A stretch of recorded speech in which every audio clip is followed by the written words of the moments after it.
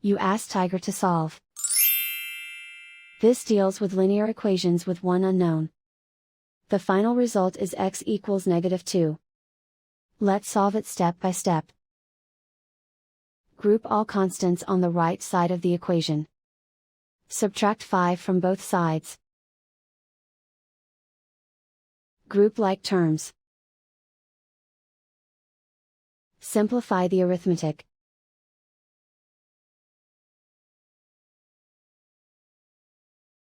Isolate the x. Multiply both sides by -1. Remove the ones. Simplify the arithmetic. And so the final result is x equals -2.